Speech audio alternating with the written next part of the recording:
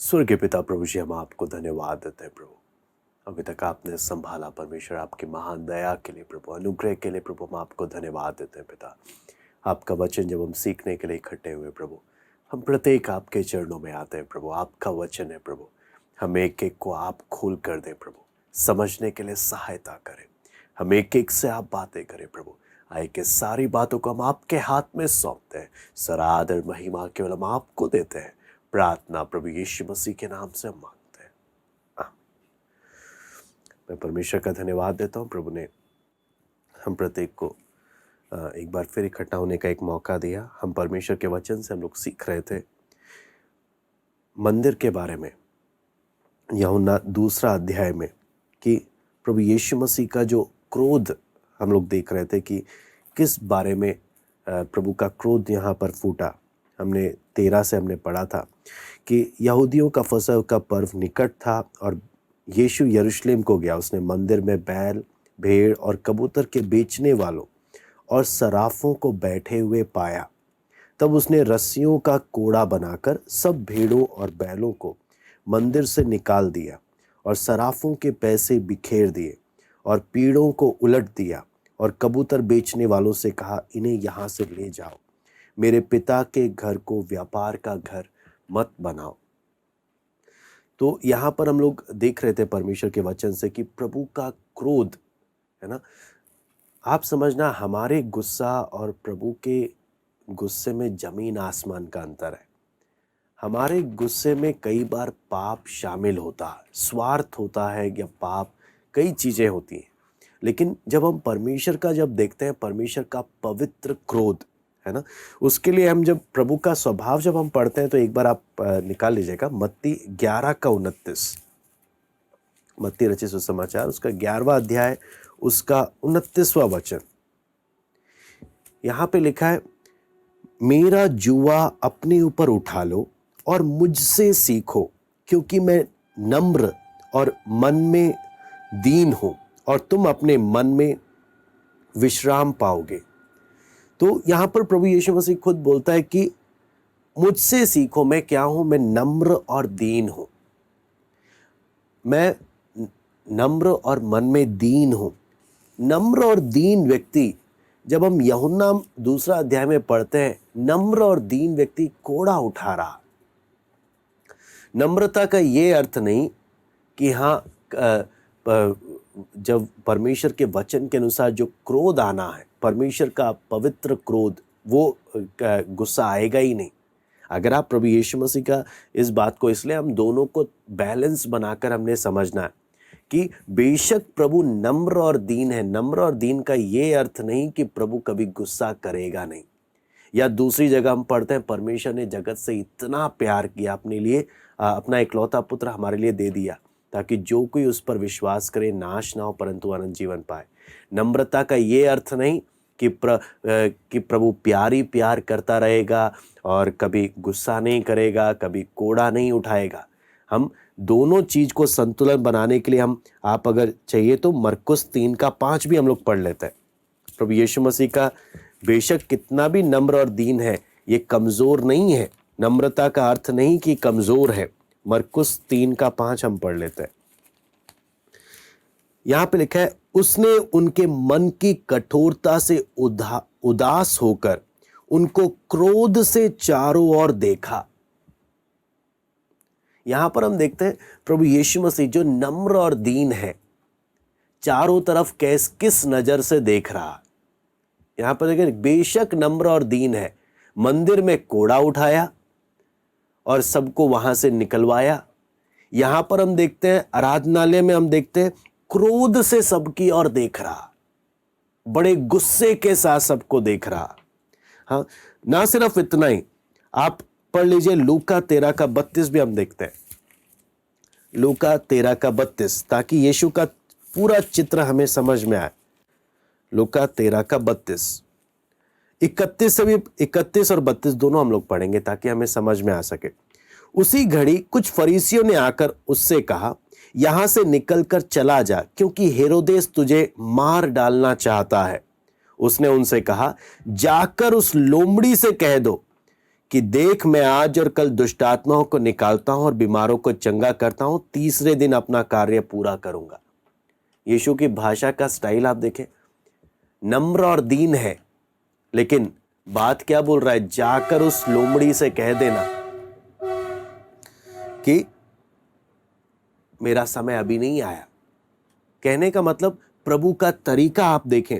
फिर उसके साथ साथ आप मत्ती 16 का 23 भी देख लीजिए। मत्ती 16 का 23।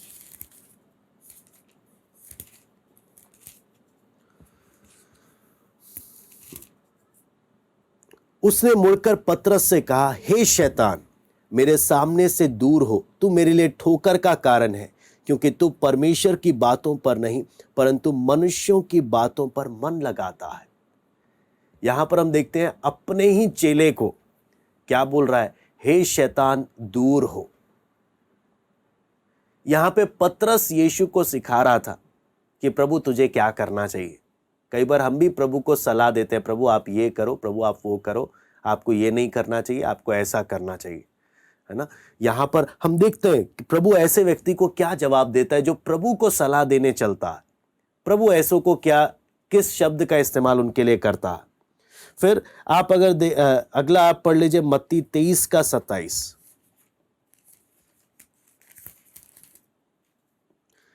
हे कपटी शास्त्रियों और फरीसियों, तुम पर हाय, तुम चूना फिरी हुई कब्रों के समान हो, जो ऊपर से तो सुंदर दिखाई देती है परंतु भीतर मुर्दों की हड्डियां और सब प्रकार की मलिनता से भरी हैं। इसका 33 भी हम लोग देख लेते हैं। हे सांपों, हे करेतों के बच्चों, तुम नरक के दंड से कैसे बचोगे। अब आप देखिए, है ना, कितना प्यारा यीशु, हाँ, कितना नम्रता से भरा हुआ है। कई बार हम लोग क्या चाहते हैं, हम उस व्यक्ति को चाहते हैं जो हमसे मीठी मीठी बातें करे, हमेशा हमसे मीठी मीठी बातें करे, कठोरता कभी ना दिखाए। लेकिन यीशु बोलता है, बेशक मैं नम्र और मन में दीन हूं, लेकिन जहां गलत होगा वहां जरूरत पड़ने पर मैं कोड़ा भी उठाऊंगा। जहां गलत होगा वहां जरूरत पड़ने पर मैं कोड़ा भी उठाऊंगा।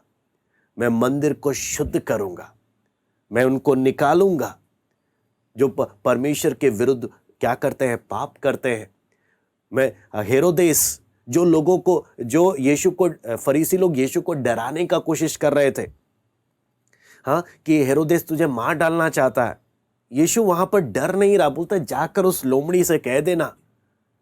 एक आपको मालूम है, परमेश्वर के संतों की पहचान में भी जो सच में जानते हैं मुझे कौन सी बुलाहट मिली है, वो लोगों से डरते नहीं है। यीशु साहब बोलता है उनसे ना डरो। हाँ, जो ये फरीसियों ने सोचा यीशु को हम डराएंगे, यीशु डर जाएगा। हाँ, यीशु क्या बोलता है, जाकर उस लोमड़ी से कह देना। फिर हम पतरस को देखते हैं, पतरस यीशु को सलाह देने आया, यीशु ने क्या बोला, हे शैतान। फिर हम देखते हैं आराधनालय में लोगों के मन की कठोरता को यीशु क्या कर रहा है, क्रोध से एक एक को देख रहा। फिर हम देखते हैं फरीसियों के बारे में, मुंह पर बोलता है चूना फिरी कब्रों, सांप के बच्चों, करेतों। आपको मालूम है, आज अगर ऐसा कोई पास्टर आ जाए ना, हम बोलेंगे पास्टर नहीं है, ये शैतान है, इसमें दुष्ट आत्मा, ये मेंटली पागल है ये। हाँ, आज हम कलीसिया में ऐसे सेवकों को कभी क्या नहीं करेंगे, एक्सेप्ट ही नहीं करेंगे। अगर कोई ऐसे आकर क्या करने लग जाए, हमें मुंह पर बोलने लग जाए, है ना। कभी अगर कोई प्रभु के दास इनडायरेक्टली भी कुछ बोल देता है तो भी हमें बुरा लग जाता है, हमें चोट लग जाती है। लेकिन आप सोचना, यीशु मसीह का पूरा चित्र आप समझना, जहां वो प्यार करता है वहां पर अगर पवित्र क्रोध, पाप के प्रति वो नफरत, बुराई के प्रति वो पवित्र क्रोध वहां पर हमें झलकता भी है। कई बार हम लोग को वो चीजें पसंद नहीं आती, जब कोई हम पर मुंह पर हमें हमारी असलियत के बारे में बोले, हमारी सच्चाई के विषय में हमें बोले। कई बार हमें क्या नहीं होता, वो स्वीकार्य नहीं होता।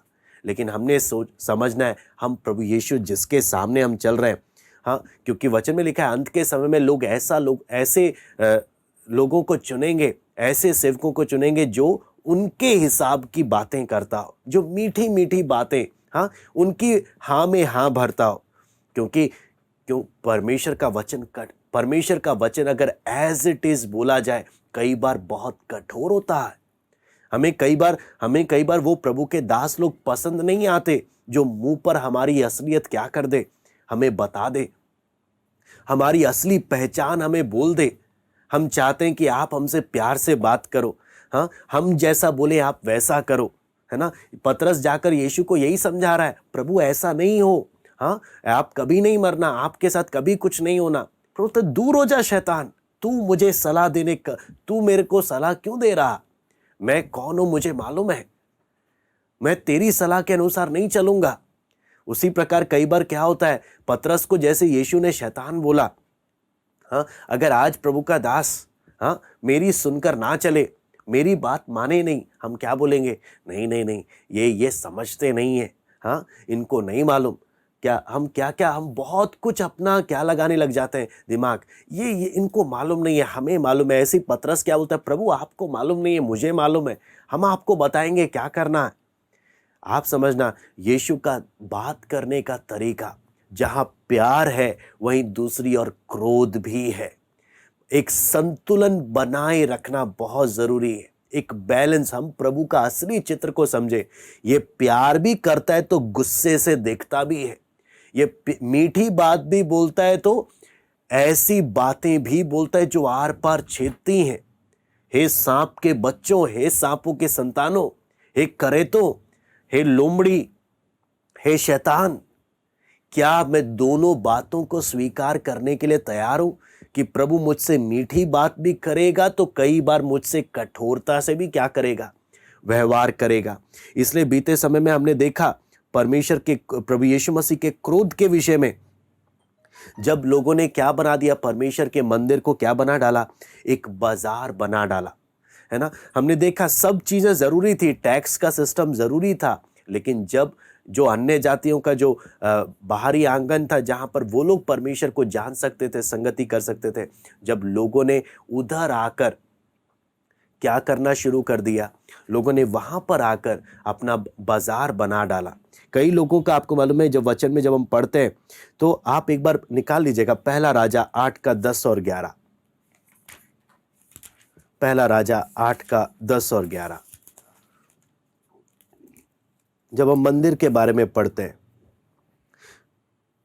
यहां पे लिखा है, जब याजक पवित्र स्थान से बाहर निकले तब यहोवा के भवन में बादल भर गया, और बादल के कारण याजक सेवा टहल करने को खड़े ना रह सके, क्योंकि यहोवा का तेज यहोवा के भवन में भर गया था। आपको मालूम है परमेश्वर के मंदिर का पहचान क्या होता है? परमेश्वर की महिमा से भरा हुआ, वो है पहचान। लेकिन यहां पर जब देखते हैं, जो आराधना का जो जगह है, जो प्रभु की महिमा का से भरा हुआ जो जगह होना चाहिए, वो जगह इन्होंने क्या, किससे भर डाला? आप अगर देखेंगे वचन में, इन्होंने किससे भर डाला? लूट पाट से, बिजनेस से, व्यापार से बदल डाला। जो मंदिर परमेश्वर की महिमा से भरा होना चाहिए, वो मंदिर किससे भर गया? व्यापार से, बिजनेस से, लोगों को लूटने का धंधा वो बन गया। आप और मैं जीवते परमेश्वर के मंदिर हैं, जिसमें परमेश्वर की महिमा भरी होनी चाहिए। मैं बार बार बोल रहा हूं, आप और मैं जीवते परमेश्वर के मंदिर हैं। लोगों ने परमेश्वर को हम में देखना है, उसकी महिमा को हमारे जीवन में अनुभव करना है। इसलिए वचन में बोलता है, रोमी 12 का 1 में लिखा है, तुम्हारी आत्मिक सेवा क्या है? अपने शरीरों को जीवित, पवित्र और परमेश्वर को भावता हुआ बलिदान करके चढ़ाओ। परमेश्वर को भावता हुआ, प्रतिदिन मंदिर का एक पहचान है, प्रतिदिन बलिदान वहां पर होते हैं। उसी प्रकार मेरे जीवन में भी प्रतिदिन परमेश्वर को भाने वाला जीवन अगर मेरा होना है, तभी परमेश्वर का महिमा इस हमारे जीवन के द्वारा अन्य जाति लोग देखेंगे, वो लोग अनुभव करेंगे। नहीं तो आपको मालूम है, एक आयत हम लोग पढ़ लेते हैं, नीतिवचन 5 का 14। नीतिवचन 5 का 14, मैं सभा और मंडली के बीच में प्राय सब बुराइयों में जा पड़ा। अंग्रेजी में लिखा है, I am at the brink of utter ruin in the assembled congregation. यहां पर जब हम देखते हैं, मैं दोबारा से इस हिंदी में भी पढ़ता हूं, मैं सभा और मंडली के बीच में प्राय सब बुराइयों में जा पड़ा, यानी मैं अच्छी संगति में जाकर भी, मैं अच्छे चर्च में जाकर भी, जहां पर अच्छा वचन सुनने को मिल रहा है, जहां पर अच्छी संगति, आत्मिक संगति मुझे मिल रही है, उधर जाने पर भी मेरा जीवन कैसा जीवन हो सकता है? सब बुराइयों में जा पड़ा। आप उस बात को समझना, अच्छी आत्मिक संगति मिलने पर भी एक व्यक्ति का आत्मिक हालत कैसे हो सकता है। हाँ, मैं अच्छे चर्च में जा रहा हूं, अच्छा वचन सुन रहा हूं, अच्छा आराधना कर रहा हूं, तब भी यहां पर क्या है? सब प्रकार की बुराइयों में तब भी पड़ा हूं। उसका कारण क्या है? मैं वचन तो सुन रहा हूं, प्रार्थना में तो जा रहा हूं, लेकिन मैं वचन को एक कान से सुनकर दूसरे कान से निकाल रहा हूं। मैं वचन को ग्रहण नहीं कर रहा।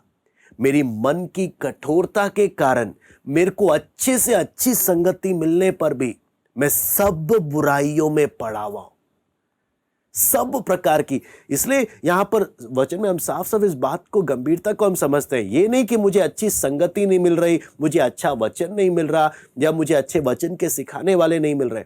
असली दोषी कौन है मेरे आत्मिक जीवन का? मैं किसी को दोष नहीं दे सकता, वो मैं खुद हूं। मेरे आत्मिक जीवन के अगर सूखने का कोई भी कारण है, क्योंकि अच्छी संगति मिल रही है। यहां पर साफ साफ लिखा है, मैं अच्छी संगति में जाने पर भी सब प्रकार की बुराइयों में मैं पड़ा हुआ हूं। अच्छी जगह जाने पर भी, अच्छा वचन सीखने पर भी। कारण क्या है? मैं भूल जाता हूं मैं किसकी आराधना कर रहा हूं, मैं किसकी उपस्थिति में आ रहा हूं। मैं उसकी सीरियसनेस को भूल जाता हूं। मैं अति पवित्र परमेश्वर की आराधना करने के लिए आ रहा हूं। अति पवित्र परमेश्वर की जब मैं आराधना करने के लिए आ रहा हूं, मुझे समझना है कि मेरी आराधना किस प्रकार की होनी चाहिए।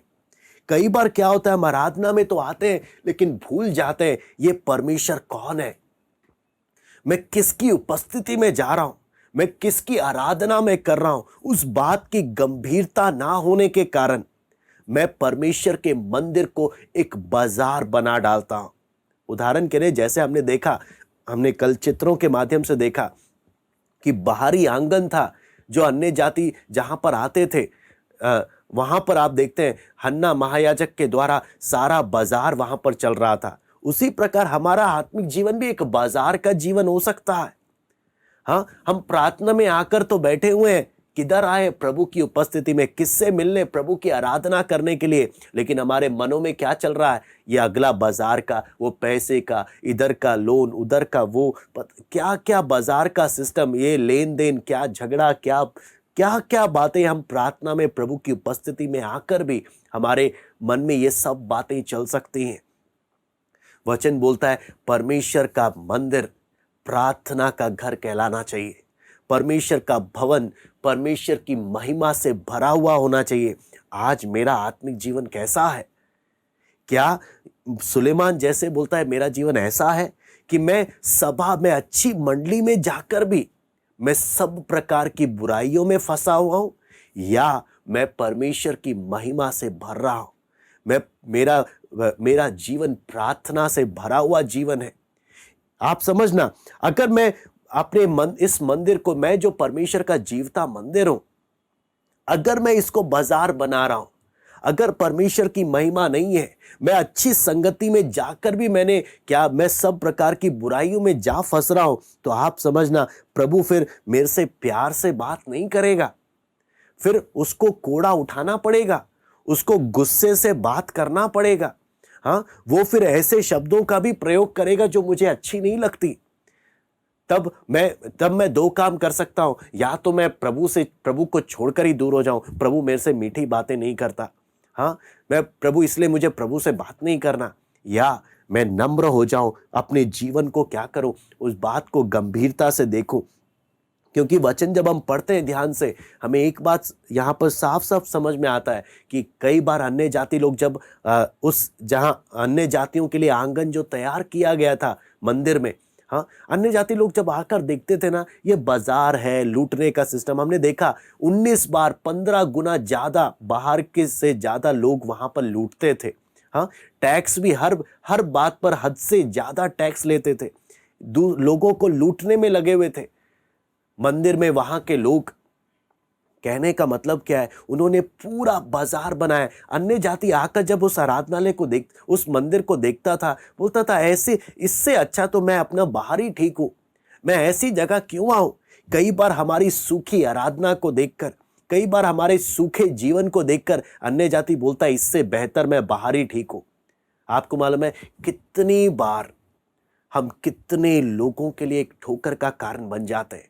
कितनी बार लोग जब हमारे जीवन को देखते हैं बोलते हैं मुझे नहीं लगता इधर कोई जीवता परमेश्वर है, मुझे नहीं लगता इधर कोई जीवता परमेश्वर है। इनके आचरण, इनके स्वभाव से मुझे नहीं लगता कि इधर कोई इनका परमेश्वर जीवता परमेश्वर है, इनका परमेश्वर कोई सच्चा परमेश्वर है। वचन में देखते हैं, हमने पढ़ा, हमने बीते समय में भी इसके बारे में अध्ययन किया कि हमारा प्रतिदिन एक आराधना का जीवन होना चाहिए। प्रतिदिन परमेश्वर को वो बलिदान रूप आराधना का जीवन होना चाहिए। हमारे प्रतिदिन की आराधना के द्वारा जब बाहरी व्यक्ति जब आता है, उसे अनुभव करना है सचमुच यहाँ जीवता परमेश्वर है। बाहरी व्यक्ति ने आकर अपने मुंह से बोलना है, अगर वो नहीं बोलता उसका दोषी हम खुद हैं, क्योंकि हमने अपने जीवन को बाजार बना डाला। हम गीत भी गाते हैं, प्रभु दुनिया की सब चीजें निकाल कर इसे पाक और साफ कर। क्यों दुनिया की चीजें निकाल? क्योंकि इस संसार में रहते रहते जब हम सीरियस नहीं होते अपने आत्मिक जीवन के प्रति, दुनिया की बातें हमारे अंदर जगह लेने लग जाती है। हमारे आत्मिक जीवन में बीमारी आ गई, क्या चिन्ह है? बाइबल पढ़ने का मन नहीं करता, प्रार्थना करने का मन नहीं करता। हाँ, हमें आत्मिक बातों में हमारा इंटरेस्ट खत्म होने लग जाता है। ये सारी बातें क्या है? हम आत्मिक रूप से बीमार होते जा रहे हैं। हाँ, और कई बार हम झूठ बोल देते हैं, हमें एहसास तक नहीं होता। कई बार हम कुछ भी बोल देते हैं, हमें अंदर से एक फीलिंग तक नहीं आता। वचन बोलता है ये लोग क्या हो गए? सुन्न पड़ गए, इनसेंसिटिव हो गए, अंदर से इनको जरा सा भी एहसास नहीं। कहने का मतलब आत्मिक रूप से मौत की ओर जा रहे हैं, आत्मिक रूप से मृत्यु की ओर जा रहे हैं। कहने का मतलब इतना स्थिति तक एक व्यक्ति जा सकता है। इसलिए हम एक एक जांचें कि हमारा जीवन कैसा जीवन है। ना सिर्फ अब वचन में हम जब पढ़ते हैं, परमेश्वर के वचन में कुलुसियों 2:9 हम पढ़ लेते हैं। कुलुसियों 2:9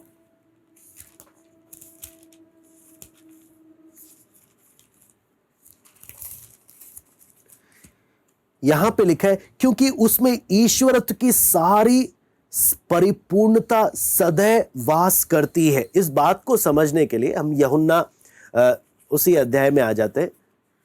यूहन्ना रचित सुसमाचार उसका 2 अध्याय,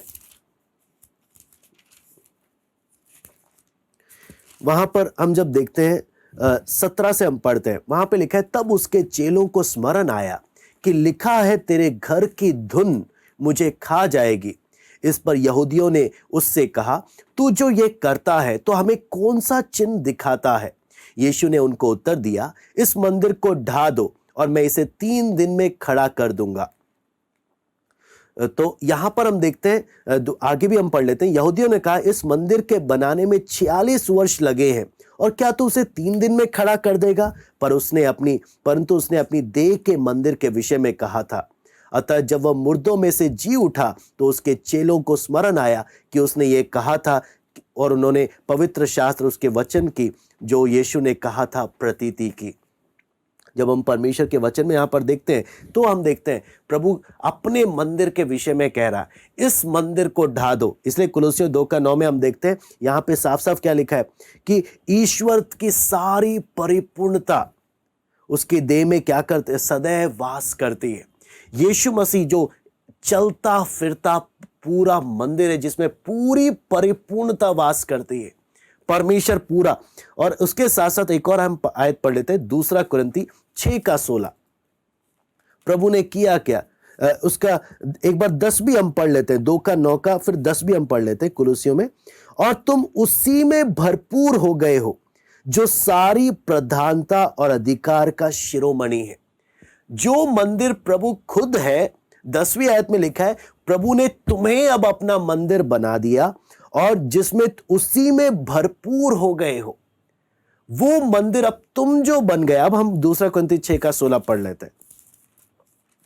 2 कुरिन्ती 6:16 यहां पे लिखा है, और मूर्तियों के साथ परमेश्वर के मंदिर का क्या संबंध, क्योंकि हम तो जीवते परमेश्वर के मंदिर हैं, जैसा परमेश्वर ने कहा है, मैं उनमें बसूंगा और उनमें चला फिरा करूंगा, और मैं उनका परमेश्वर हूंगा और वे मेरे लोग होंगे। वचन बोलता है तुम परमेश्वर के मंदिर हो। हम जो परमेश्वर के मंदिर है, परमेश्वर जो हम में चलता फिरता है, हमारा जीवन कितना परमेश्वर की महिमा से भरा हुआ होना चाहिए। हमारा जीवन कितना प्रार्थना से भरा हुआ जीवन होना चाहिए, आपको मालूम है। लेकिन जब हम बाजार बना देते हैं, तो वचन में हम पढ़ते हैं प्रभु हमें कैसे, हम पर कैसे कोड़ा चलाता है। भजन संहिता 119 का 67 हम पढ़ लेते हैं। भजन संहिता 119 का 67 यहां पे लिखा है, उससे पहले कि मैं दुखित हुआ, मैं भटकता था, परंतु अब मैं तेरे वचन को मानता हूं। मैं दोबारा से पढ़ता हूं, उससे पहले कि मैं दुखित हुआ, मैं भटकता था, परंतु अब मैं तेरे वचन को मानता हूं। इसके साथ ही साथ 71 भी, 71 भी इसका पढ़ेंगे। मुझे जो दुख हुआ वो मेरे लिए भला ही हुआ, जिससे मैं तेरी विधियों को सीख सकूं। मुझे जो दुख हुआ वो मेरे लिए भला ही हुआ है, जिससे मैं तेरी विधियों को सीख सकूं। कहने का मतलब क्या है, जैसे प्रभु यीशु ने उस समय में कोड़ा उठाया मंदिर को शुद्ध करने के लिए, प्रभु हमारे जीवन में भी कोड़ा उठाता है। जब हम पाप और मनमर्जी में हम चले जाते हैं, जब हम जो परमेश्वर के मंदिर हैं इसको व्यापार बना देते हैं, लोगों को लूटने का माध्यम, लोगों को लूटने का तरीका हम लोग करने लगते हैं, आपको मालूम है प्रभु फिर हमारे जीवन में क्या लेकर आता है। यहां पे लिखा है दुख लेकर आता है। जब तक प्रभु दुख लेकर नहीं आता ना, वचन बोलता है हम ना ढीठ होकर हम भटकते रहते हैं। प्रभु हमारे जीवन में दुख लाकर हमें प्रभु के करीब लेकर आता है। और जो व्यक्ति इस वचन को समझता है, वो उसको याद होगा पीछे मुड़कर कि जब मेरे जीवन में दुख नहीं था, मैं प्रभु से बहुत दूर था, मैं भटक रहा था, मैं मनमर्जी में जा रहा था। लेकिन जब दुख मेरे जीवन में आया, इस दुख ने मुझे प्रभु के करीब लेकर आ रहा। इस दुख के कारण मैं प्रभु के पास आया। यहां पर हम देखते हैं, इसलिए यहां पर बोलता है मुझे जो दुख हुआ मेरे लिए अच्छा ही हुआ, ताकि मैं प्रभु की विधियों को सीख सकूं। दुख आने से मालूम चल जाता है हम प्रभु के करीब आ रहे हैं या टूट कर बिखर जा रहे हैं। दुख हमारे लिए क्या कारण बन सकता है? या तो दुख हमें प्रभु के करीब ला सकता है, या दुख हमें पूरा बिखेर सकता है, तोड़कर पूरा बर्बाद कर सकता है। प्रभु का उद्देश्य क्या है? हमारे ये प्रभु क्या कोड़ा किस लिए उठाता है? हाँ, प्रभु हमें हमारे जीवन में दुख क्यों लेकर आता है? ताकि हम अपने जीवन में प्रभु के करीब आ जाए। जो व्यक्ति दुखों के कारण प्रभु के करीब आता है ना, वो बोलता है दुख मेरे लिए जो आया मेरे लिए अच्छा हुआ। अगर दुख नहीं आता तो मैं प्रभु से क्या रहता? प्रभु से मैं दूर रहता। इसलिए यहां पे लिखा है मेरे जीवन में जो दुख आया, दुख नहीं आने पर मैं भटक रहा था, मैं पाप में, मनमर्जी में, बाजार में जा रहा था। हाँ, मैंने अपना मंदिर को, परमेश्वर के मंदिर को मैंने क्या बना डाला।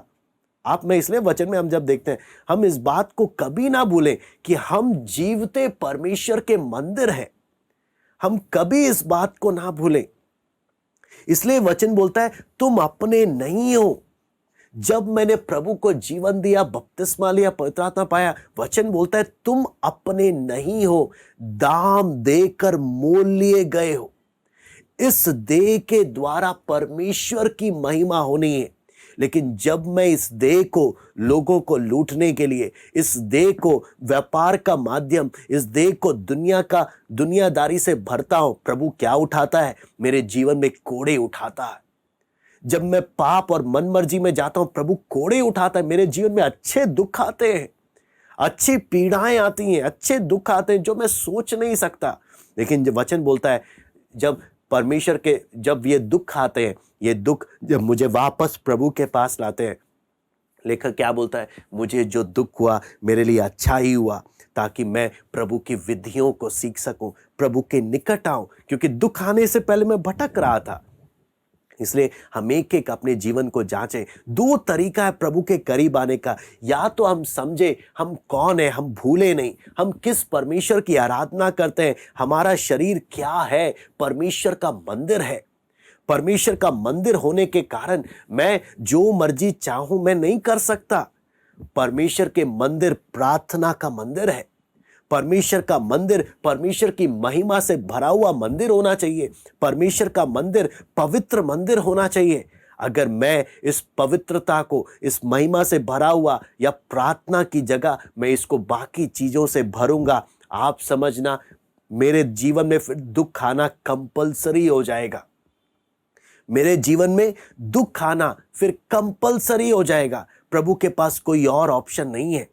फिर हम जब परमेश्वर के वचन में जब हम देखते हैं इस बात को, मंदिर के विषय में जब चेले पूछते, वहां पर लोग पूछते हैं, तो हम लोग 17 का यूहन्ना 2 का 17 से 22 एक बार फिर से पढ़ लेंगे।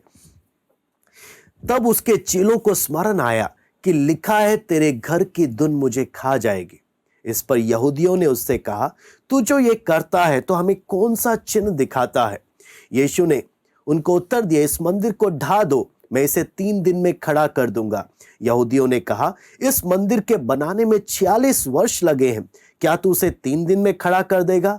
परंतु उसने अपनी देह के मंदिर के विषय में कहा था। अतः जब वो मुर्दों में से जी उठा तो उसके चेलों को स्मरण आया कि उसने ये कहा था, और उन्होंने पवित्र शास्त्र और उस वचन की जो यीशु ने कहा था प्रतीति की। यहां पर जब हम पढ़ते हैं वचन में कहां पर लिखा है, भजन संहिता 69 का 9 हम पढ़ते हैं, भजन संहिता 69 का 9 हम पढ़ते हैं, जो चेलों को याद आया।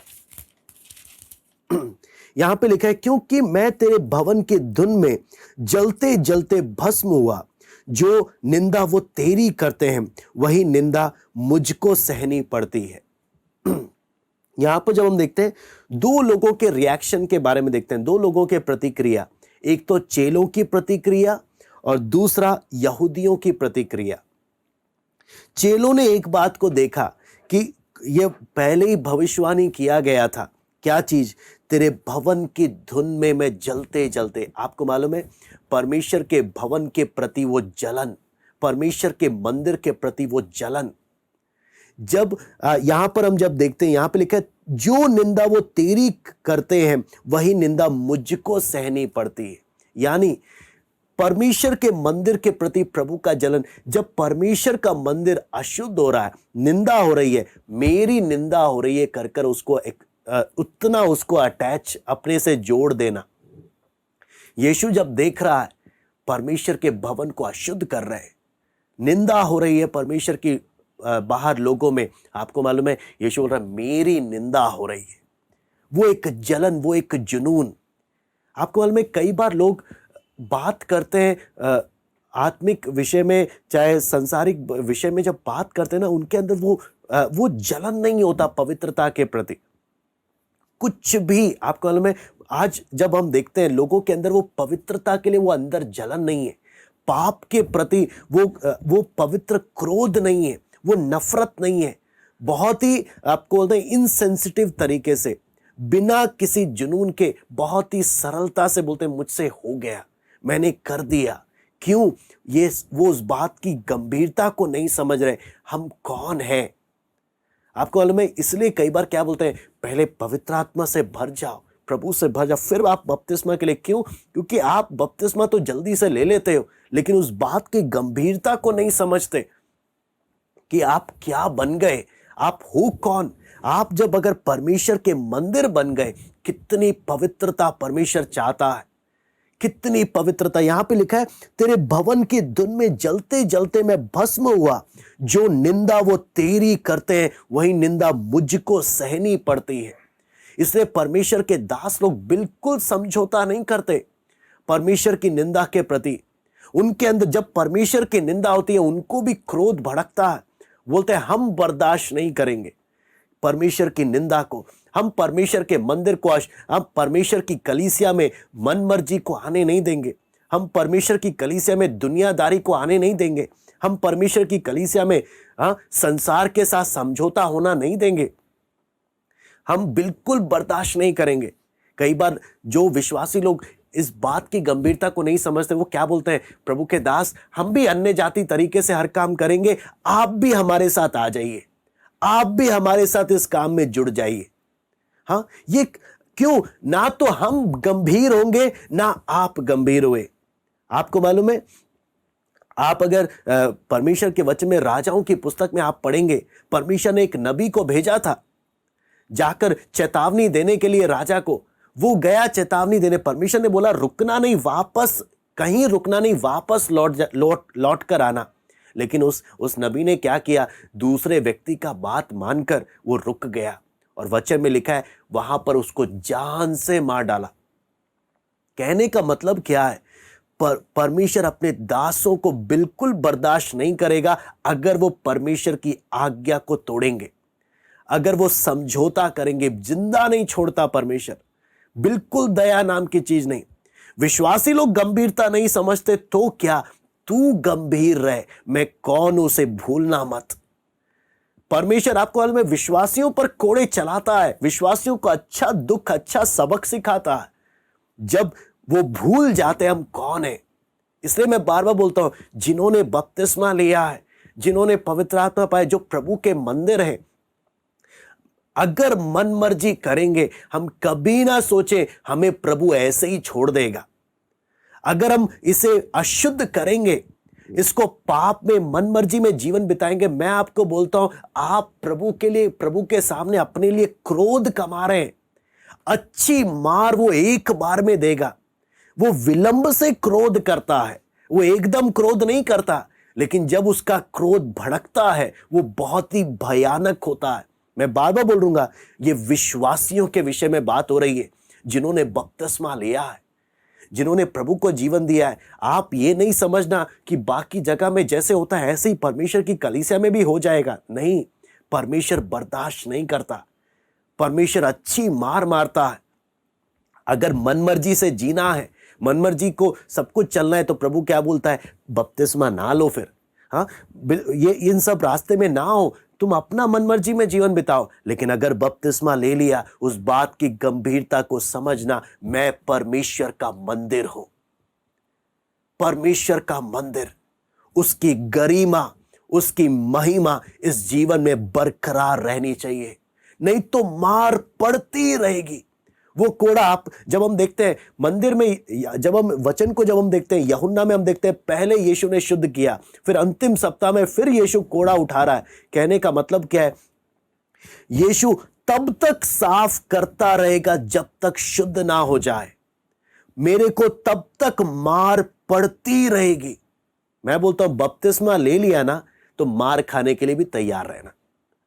प्रभु का दास नहीं मारेगा, परमेश्वर मारेगा अपने तरीके से। इसलिए बपतिस्मा लेने वाले सोच समझ कर लेना। जो भी बपतिस्मा के लिए दिलचस्पी है, जिसको भी इंटरेस्ट है, समझना आप जब ले रहे हो, आपने किया क्या है? आप परमेश्वर के मंदिर बन रहे हो, परमेश्वर के मंदिर। और परमेश्वर का मंदिर पवित्र होना चाहिए, महिमा से भरा हुआ, प्रार्थना का घर। संसार ने आकर सचमुच कहना है ये इनके बीच में परमेश्वर रहता है। लेकिन जब परमेश्वर के मंदिर परमेश्वर की बदनामी का कारण बनते हैं, परमेश्वर कोड़े उठाता है। परमेश्वर मेरे जीवन में एक दुख के बाद दूसरा दुख, दूसरे दुख के बाद तीसरा दुख, एक के बाद एक दुख विश्वासी के जीवन में आने ही देता है। क्यों? तू मेरा मंदिर मेरी अपमान का कारण बन रहा है, मेरी बदनामी का कारण बन रहा है। आप समझना, विश्वासी के जीवन में दुख बिना बात में नहीं आता। विश्वासी के जीवन में बीमारी बिना बात की नहीं आती, कुछ ना कुछ बात होती है। हम प्रभु के दासों को बेवकूफ बना सकते हैं, हम आसपास के लोगों को बेवकूफ बना सकते हैं, लेकिन आप जिसके मंदिर बन गए आप उसको बेवकूफ नहीं बना सकते। आप जिसके मंदिर बन गए उसको बेवकूफ नहीं बना सकते। इसलिए यहां पर हम देखते हैं चेलों को समझ में आ गया कि ये परमेश्वर का अभिषिक्त मसीहा है।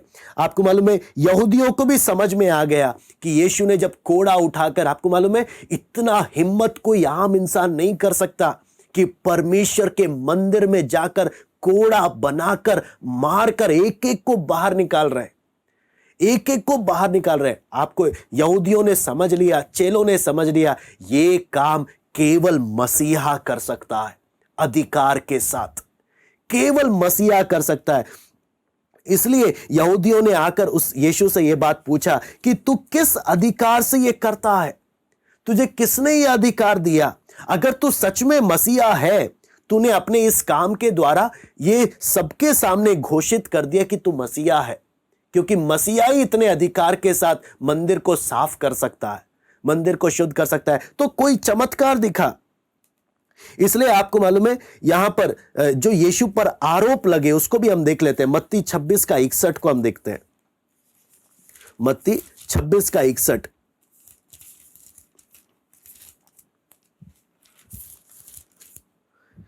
यहां पे लिखा है, इसने कहा और कहा, इसने कहा है कि मैं परमेश्वर के मंदिर को ढा सकता हूं और उसे 3 दिन में बना सकता हूं। परमेश्वर के मंदिर को ढा सकता हूं 3 दिन। और दूसरा आरोप हम देखते हैं प्रेरितों के काम, जब स्तिफनुस के समय में हम देखते हैं प्रेरितों काम 6 का 14, जो यीशु के विषय में लोग कहते थे। प्रेरितों काम 6 का 14, यहां पर हम पढ़ते हैं, क्योंकि हमने उसे यह कहते सुना है कि यही यीशु नासरी इस जगह को ढा देगा और उन रीतियों को बदल डालेगा जो मूसा ने हमें सौंपी है। आप समझना, यहां पर यहूदी लोग यीशु की बातें जब सुनते थे, उन्होंने क्या क्या बातें सुनी, हम सारी बात हम सुसमाचार में नहीं पा रहे, लेकिन यहूदी लोग क्या बोल रहे हैं, हमने सुना था उसने क्या कहा, इस जगह को वो ढा देगा, उन रीतियों को बदल डालेगा जो मूसा ने हमें सौंपी। इसका कहने का मतलब क्या है? यीशु आकर क्या बोल रहा है, अब मैं आ गया, अब ये फालतू, ये सारी चीजें, अब मंदिर के बलिदान, ये सब बिजनेस, ये किसी चीज का जरूरत नहीं है। मैं इस मंदिर को ढाने वाला हूं, मैं इस मंदिर को हटाने वाला हूं। आपको मालूम है, इसलिए यीशु कभी ये नहीं बोल रहा कि मैं इस मंदिर को, ये जो इतना सालों से, आपको मालूम है जब हम पढ़ते हैं, इतिहास पढ़ते हैं, तो हमें मालूम चलता है कि हेरोदेस ये जो मंदिर बना रहा था, 19 ईसा पूर्व को हेरोदेस ने इस मंदिर को बनाना शुरू किया था। और 46, जब यहां पर ये फरीसी लोग बात कर रहे हैं, तो 46 साल लग गए इसे बनते बनते, फिर भी पूरा नहीं हुआ, और 40 साल लगे। अगर हम टोटल देखा जाए तो कम से कम 86 साल लगा है, 86 ईयर्स लगा इस बड़े भव्य मंदिर को बनने के लिए। और हेरोदेस ने लोगों की खुशी के लिए बनाया। लेकिन यीशु जब इस मंदिर को देख रहा है, लोग इसकी सुंदरता को देखते थे, यीशु बोलता है कुछ भी नहीं बचेगा, मैं इसको ढाने के लिए आया हूं, मैं इसको हटाकर मैं ऐसा मंदिर, आप अगर वचन पढ़ेंगे मरकुस 14 का 58 में हम लोगों के द्वारा और यीशु की कुछ बात को हम सुन सकते हैं। मरकुस 14 का 58, मरकुस कुछ और बातों को खोलकर बता रहा। यहां पे लिखा है, हमने यह कहते हुए सुना, मैं इस हाथ के बनाए हुए मंदिर को ढा दूंगा और 3 दिन में दूसरा बनाऊंगा जो हाथ से ना बना हो। यहां पर ये जो तुमने हाथ से बनाया हुआ मंदिर है, मैं 3 दिन के बाद एक ऐसा मंदिर बनाने जा रहा हूं जो हाथ का बना हुआ नहीं है, जो परमेश्वर का मंदिर है। हाँ, यीशु खुद परमेश्वर का मंदिर अपने जी उठने के विषय में भी बोल रहा है। वहीं दूसरी और यीशु क्या बोल रहा है, तुम हाथों के बनाए हुए मंदिर को इतना इंपॉर्टेंस देकर इसको तुमने संसारिकता से भर दिया। मैं ऐसा मंदिर बनाने जा रहा हूं जो हाथों का नहीं है, हाथों का बनाया हुआ नहीं है। यीशु बार बार इस विषय में बोलता था। आप यूहन्ना 4 का 21 में भी देख लीजिए, यूहन्ना 4 का 21। यहां पर देखते हैं, यीशु ने उनसे कहा, हे नारी, मेरी बात का विश्वास कर कि वो समय आता है कि तुम ना तो इस पहाड़ पर, हाँ, पहाड़ पर पिता की आराधना करोगे, ना यरूशलेम में। ये गर्जीम पहाड़ पर तुम्हें आराधना नहीं करोगे, ना तुम यरूशलेम में, बल्कि वो समय आता है जहां पर यीशु बोलता है, तुम जिसे नहीं जानते उसकी आराधना करते हो, हम जिसे जानते हैं उसकी आराधना करते हैं, क्योंकि उद्धार यहूदियों में से है। परंतु वो समय आता है, वरन अब भी है, कि सच्चे भक्त पिता की आराधना आत्मा और सच्चाई से करेंगे। यहां पर यीशु मसीह क्या बोलता है, एक ऐसा आराधना के लिए, हाँ, ये जो मंदिर का सिस्टम को बंद कर कर यीशु बोलता है वो समय आ रहा है जब परमेश्वर, हमको परमेश्वर अपना क्या बनाने जाएगा, अपना मंदिर बनाने जा रहा। वो समय आ रहा है। यीशु मसीह पहले ही बोलता है, ये हाथ का बनाया हुआ मंदिर ढाने जा रहा। ये वो मंदिर परमेश्वर खड़ा करने जा रहा है जो हाथ का बनाया हुआ नहीं है। हाँ, वो मंदिर अपने पुनरुत्थान के विषय में भी बात कर रहा है, कलीसिया के विषय में भी बात कर रहा है। उस मंदिर के विषय में हम देखते हैं, इससे काफी बातें प्रभु यहां पर स्पष्ट कर कर देता है। इसलिए आपको मालूम है, चेले लोग हमेशा इस बात को भजन संहिता 16 का 10 को यीशु के पुनरुत्थान के विषय में बात करने लगे। पतरस भी पिन्तेकुस्त के दिन, प्रेरितों का काम 2 का 31 में, पौलुस भी, हर कोई क्या सब जगह इस विषय में बात करने लगे कि सचमुच वो परमेश्वर का मंदिर जो जो जो यीशु ने बोला, मरे हुए में से तीसरे दिन जी उठा, और आज हमें उसने अपना क्या बना दिया, मंदिर बना दिया। इसलिए जब हम वचन में देखते हैं तो यूहन्ना 2 अध्याय में जब हम आते हैं, इन आयतों को 23 से 25 को पढ़कर हम समाप्त करते हैं। जब वो यरूशलेम में फसह के समय पर्व में था, तो बहुतों ने उन चिन्हों को जो वो दिखाता था देखकर उसके नाम पर विश्वास किया। परंतु यीशु ने अपने आप को उनके भरोसे पर नहीं छोड़ा, क्योंकि वो सबको जानता था और उसे आवश्यकता ना थी कि मनुष्य के विषय में कोई गवाही दे, क्योंकि वह आप ही जानता था कि मनुष्य के मन में क्या है।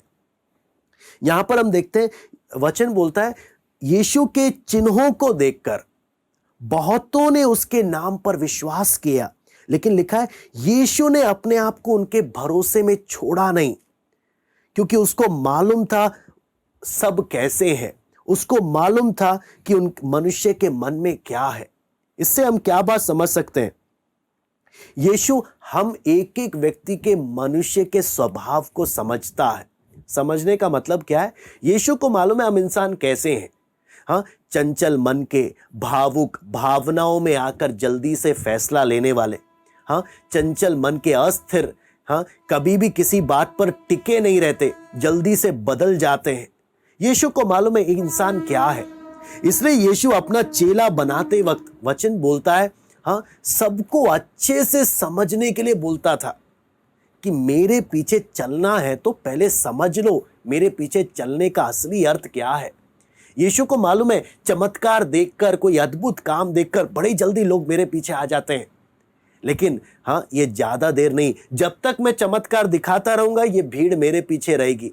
हाँ, लेकिन जब मैं अपना असलियत उद्देश्य बताऊंगा ये मेरे पीछे नहीं चल पाएंगे।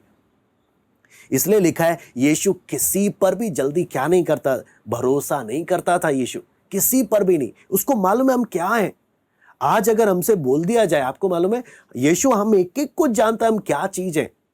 यीशु जब आप चेलों को चुनते वक्त यीशु क्या बोलता है, जो कोई मेरे पीछे आना चाहे अपने आप का इनकार करे, अपनी मनमर्जी छोड़े। मैं आपको बोलता हूं, आप और मैं कितना यीशु के पीछे चलेंगे। हाँ, जब तक यीशु हमसे ऐसी डिमांड नहीं रखता, हम यीशु के पीछे चलने को तैयार हैं। हाँ, हम प्रार्थना में आने को तैयार है, आराधना करने को तैयार है, हाँ, संगति करने को तैयार है, सब कुछ करने को। यीशु बोले ये शादी नहीं होगी। हाँ, प्रभु सॉरी, प्रभु सॉरी, प्रभु मैं जल्दी से कर कर आ जाऊंगा, फिर आप ही के पीछे चलूंगा। तू मेरा चेला नहीं है। हाँ, तू मेरा चेला बनने के लायक नहीं है। तुझे आज बपतिस्मा लेना है, प्रभु आज, प्रभु वो काम मैं कैसे करूंगा। तू मेरा चेला बनने के लायक नहीं है।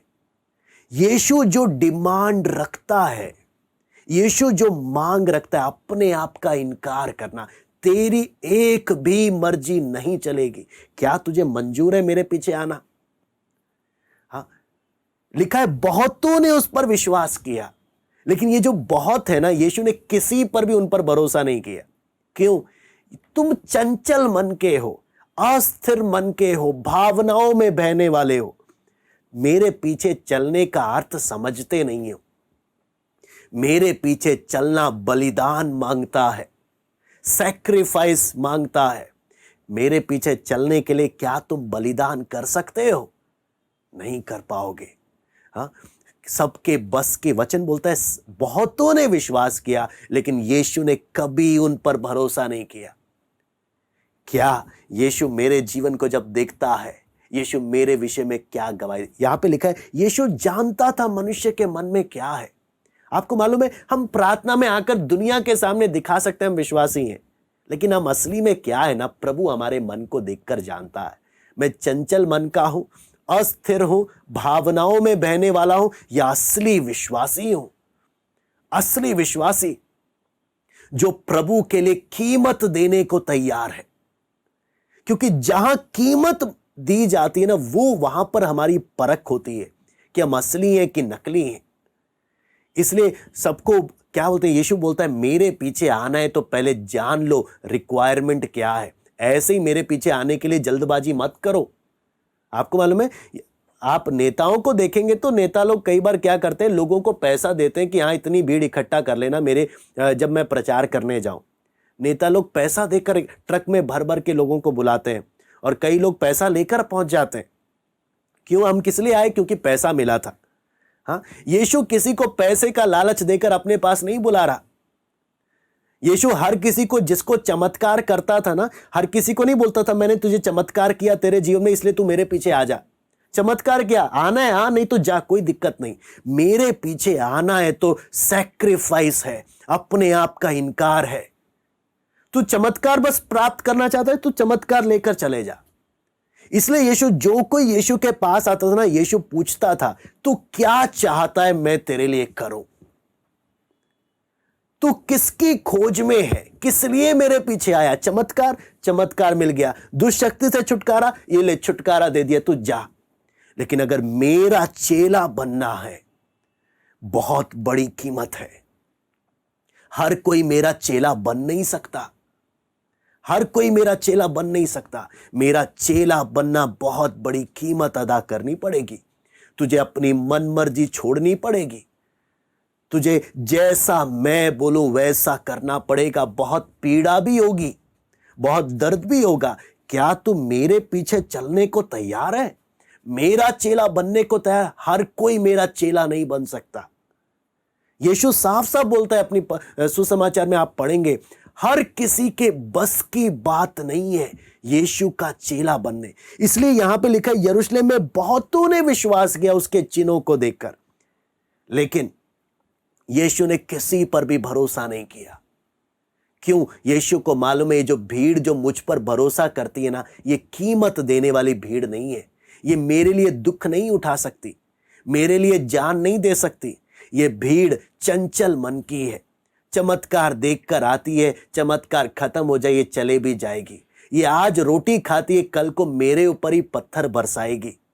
हाँ, ये आज प्रभु का धन्यवाद करते हैं, कल को मेरे नाम पर गाली भी बकेंगे। ये वो भीड़ है। प्रभु जानता है, प्रभु जानता है, हम एक एक को जानता है हम क्या चीज है। इसलिए बोलता है जो कोई मेरे पीछे आना चाहे अपने आप का इनकार करे, प्रतिदिन अपना क्रूस उठाए, मेरे पीछे हो ले। इसलिए आपको मालूम है यहां पर साफ साफ एक शब्द लिखा हुआ है। वो शब्द है यीशु उन बहुतों को जो चिन्ह दिखाता था। यहां पर चिन्ह, जब यूहन्ना चमत्कार नहीं बोल रहा, यूहन्ना चिन्ह बोल रहा। चिन्ह क्यों बोल रहा है? चिन्ह में वो चमत्कार शामिल है। यीशु का चमत्कार उन चिन्हों के द्वारा प्रकट हो रहा है। चिन्ह का यूहन्ना लिखने का उद्देश्य क्या है कि जो चमत्कार लोग देख रहे हैं, उन चमत्कारों से चमत्कार करने वाले को पहचाने ये कैसा है। यूहन्ना कभी भी नहीं बोल रहा चमत्कार चमत्कार। यूहन्ना हर जगह बोलता है यीशु ने चिन्ह दिखाए। ये चिन्ह बोलने का अर्थ क्या है? इसके कामों के द्वारा पहचानो ये कौन है, ये कैसा है। इसका स्वभाव क्या है, इसके कामों से मुझे क्या मालूम चलता है। ये बीमारों को चंगा करता है, हाँ, लोगों के ये भूखों को खाना खिलाता है, दुखी लोगों को तसल्ली देता है। यानी यीशु अपनी सामर्थ के द्वारा लोगों के स्थिति को समझकर लोगों को वहां से उठाता है।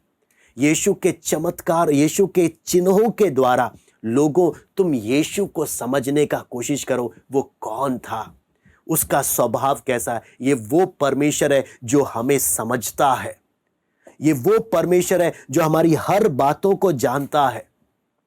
लेकिन सारी बात यहां पर क्या है, प्रभु यीशु क्या बोलता था, परमेश्वर का प्रेम को समझो, लेकिन वहीं दूसरी ओर यीशु का चेला बनना है तो उसका कीमत भी समझो। आप चमत्कार पाकर चमत्कार लेकर चले जाओ, अगर सिर्फ चमत्कार के लिए आए। आप दुष्ट आत्मा से परेशान थे, चंगाई पाकर चले जाओ, अगर सिर्फ इसीलिए आए। लेकिन अगर यीशु का चेला बनना है, उस बात की गंभीरता को समझना, उसका कीमत को समझना, तभी यीशु का चेला बनना। हर कोई यीशु का चेला नहीं बन सकता, क्योंकि वो जो कीमत है, वो जो स्टैंडर्ड है, हर कोई उस लेवल में आ नहीं सकता। हर किसी के बस की बात नहीं है। सबसे पहला तो यीशु ने साफ साफ बोला, धनवानों के लिए तो सबसे मुश्किल, धनवान बोलने का मतलब जो इस दुनिया में धनवान बनने के लिए इस संसार की बातों में ज्यादा मन लगाते हैं, यीशु बोलता है उनके लिए तो है ही नहीं, उनके तो बस की नहीं है। क्यों? ये जो दुनिया में ज्यादा मन लगा रहे, ये लोग कीमत नहीं दे सकते, कीमत नहीं दे सकते। इसलिए यीशु जब धनवान व्यक्ति आया, वो धनवान नौजवान आया, यीशु ने सीधा उसको बोला, जा अपना सारा धन क्या करके आ जा, बेच, सारे कंगालों को देकर आ जा और मेरे पीछे आ जा। वहां पे लिखा है धनवान व्यक्ति यीशु के पीछे चलना तो चाहता था, लेकिन लिखा है वो उदास होकर लौट गया, उदास होकर लौट गया। कहने का मतलब हम में से हर एक प्रभु के पीछे बहुत लोग चलना तो चाहते हैं, लेकिन प्रभु जो बोलता है ना, वो डिमांड पूरी नहीं कर पाते, उदास होकर लौट जाते हैं। प्रभु बोलता है विश्वासी विश्वासी से विवाह करे, प्रभु सॉरी प्रभु मुझसे नहीं होगा, उदास होकर लौट जाते हैं। प्रभु बोलता है तू मेरा चेला नहीं बन सकता, तू मेरा चेला नहीं बन सकता, क्योंकि चेला बनना सैक्रिफाइस है, बलिदान है, उसकी गंभीरता को सोचना। हमने मंदिर देखा, हमने यीशु के पीछे चलने का अर्थ हम देख रहे हैं। आइए हम प्रार्थना करते हैं। स्वर्गीय पिता प्रभु जी, हम आपको धन्यवाद देते हैं प्रभु, जब हम आपका वचन सीख रहे हैं प्रभु, हम एक एक को मदद कर प्रभु। हम जो आपके मंदिर है, ये कितना एक गंभीर एक बात है। ये मन मर्जी की जगह नहीं है, मेरा शरीर मन मर्जी की जगह नहीं है। ये प्रार्थना से भरा हुआ होना चाहिए, परमेश्वर की महिमा से भरा हुआ होना चाहिए। लोगों ने आपको हम में देखना है। हमारे जीवन के द्वारा किसी को प्रभु ठोकर ना लगे। प्रभु दया कर, हम आपके वचन की गंभीरता को समझे। हम में से बहुत बार हम चंचल मन के होते हैं, अस्थिर मन के होते हैं। जैसे धनवान व्यक्ति यीशु के पीछे चलना तो चाहता था, लेकिन अपनी इच्छाओं को छोड़ना नहीं चाहता। यीशु ने बोला फिर तू मेरा चेला नहीं बन सकता, क्योंकि उसका चेला बनना अपने आप का इनकार करना है, अपना सब कुछ प्रभु के लिए त्यागना है। हर कोई नहीं कर सकता। प्रभु अपने आप को जांचने के लिए मदद करके हम आपके चेले हैं या उन भीड़ में से हैं जो सिर्फ चमत्कार देखकर विश्वास करती है। हम एक एक को मदद कर अपने जीवन को जांचने के लिए प्रभु, क्या हम आपके चेले हैं? क्या हम आपके चेले बनने के योग्य हैं, या सिर्फ किसी मतलब से प्रभु के पास आए और वापस लौट जाने वाली भीड़ों में से हैं? प्रभु दया कर, इन अंतिम समयों में हम अपने जीवन को जांचें।